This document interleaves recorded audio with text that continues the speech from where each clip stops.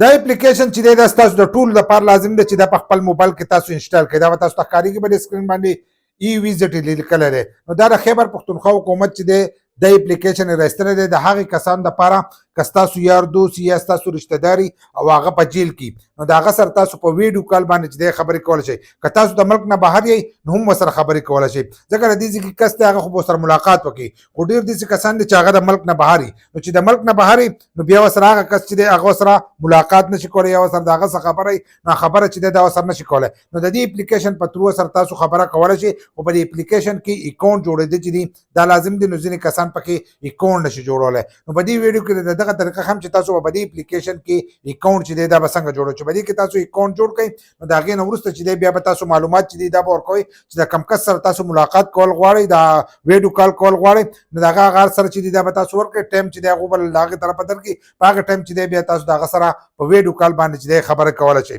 نو د اپلیکیشن چې څنګه تاسو د ځان سره کولاو کړئ نو د اپلیکیشن چې دی دا تاسو ته دغه شانتې چې دی دا کولاو شي چې په دې کې ستاسو نه دغه غواړي د شناختي کارت نمبر او پاسورډ غواړي. خو د دغه ځای نه چې دی ډایرکټ نه کولاوي اکاؤنٹ په جوړی نو لاندې به تاسو ته ښکارېږي ساین اپ چې دی دا به لیکلی دا به ځان سره ووایي چې څنګه را تاسو ووایي نو تاسو دې مخ ته راشئ. نو چې دې مخ ته رالی نو په دې مخ کې چې دی دا خانه چې دی دا ډکول غواړي نو له پاسه چې دی په دې ځای کې به تاسو خپل تصویر چې دی دا به ولګوئ. په له پاسه دغه کې چې دی خپل پروفایل تصویر به ولګوئ. ورپسې چې دی خپل سی ان سی چې دی هغې نوم به ورکوئ. لکه ستاسو په شناختي کارت کې چې کم ستاسو نوم وي نو هغه نوم چې دی هغه په له پاسنۍ خانه کې ولیکئ.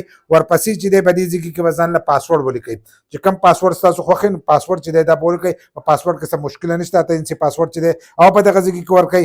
بیا به د خپل موبایل نمبر چې دی په دې درېیمه خانه کې به د خپل موبایل نمبر چې دی دا به ولیکئ او په لاندنۍ دغه کې چې دی انټري یور سی ان آی سی چې لیکلی دی نو په دې ځای کې به د خپل شناختي کارت نمبر چې دی دغه به ولیکئ.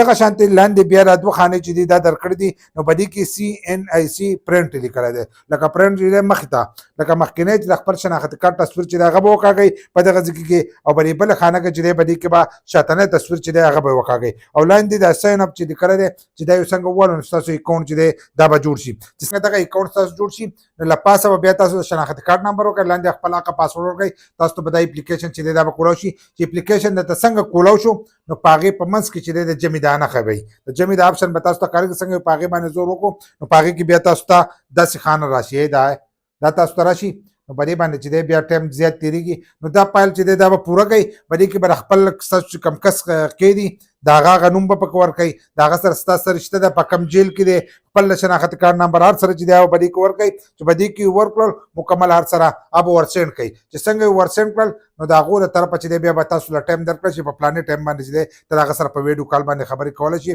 په هغه ټایم به ته خپل دغه ته موبایل ته کښېنه. خو د دې لپاره بیا زوم اپلیکیشن دی هغه به انسټال کوئ. که په راتلونکي وخت کې پکې بیا څه اپډیټ راغی ناجوده خبره هغه به انسټال کوئ. په هغې کې به ورسره مې اکاؤنټ جوړ کړئ نو ډایرکټ به سره تاسو په ویډیو کال باندې چې دی خبرې کولی شئ.